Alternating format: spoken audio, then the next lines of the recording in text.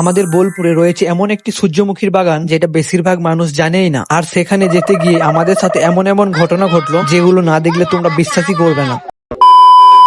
Hello everyone, আমি রিয়াজ। আজকে আমরা বাড়ি থেকে বেরিয়ে পড়েছি নতুন একটি জায়গা যাওয়ার জন্য, আর সেই জায়গাটি হলো নীল দিগন্ত বাগান বাড়ি। অনেকদিন ধরে শুনছিলাম ওখানে নাকি সূর্যমুখী ফুলের চাষ হয়েছে। তোমরাও যদি এখানে আসতে চাও তাহলে কালীসেরের যে রাস্তাটি সৃজনীর দিকে গেছে সেই রাস্তা ধরে সোজা চলে এসো। সৃজনী শিল্পগ্রামের ঠিক পিছনেই রয়েছে এই সুন্দর সানফ্লাওয়ার গার্ডেনটি। আর চাইলে শান্তিনিকেতনের কাজঘর দিক দিয়েও আসতে পারো, যেটা তোমাদের সুবিধা হবে সেই রাস্তা দিকেই চলে এসো। আর যদি গুগল ম্যাপের প্রপার লোকেশন চাও তাহলে কমেন্ট করো লোকেশন, তোমার ডিএম অটোমেটিক্যালি গুগল ম্যাপের প্রপার লোকেশন চলে যাবে। আসলে আমরাও ঠিক রাস্তা চিনতাম না, ভাবলাম গুগল ম্যাপ আছে যখন আর মানুষের কাছে রাস্তা জিজ্ঞাসা করা কি দরকার। আর এই একটা সিদ্ধান্তই আমাদের জীবনে সবচেয়ে বড় ভুল হয়ে গেল। গুগল ম্যাপ এমন একটা রাস্তা দেখালো যেখানে রাস্তার থেকে কাদা বেশি, বাইকের চাকা কাদা এমন ভাবে আটকে গেল মনে হচ্ছিল আজকে আমাদের এখানেই থাকতে হবে। অনেক ঠেলাঠেলি, অনেক কষ্ট, অনেক মেহনত করার পর অবশেষে পৌঁছে গেলাম আমাদের সেই জায়গায়। এত কষ্ট করে এসে ভাবলাম আজ নিশ্চয়ই হাজার হাজার সানফ্লাওয়ার দেখবো, কিন্তু ভিতরে ঢুকতে মুড অফ।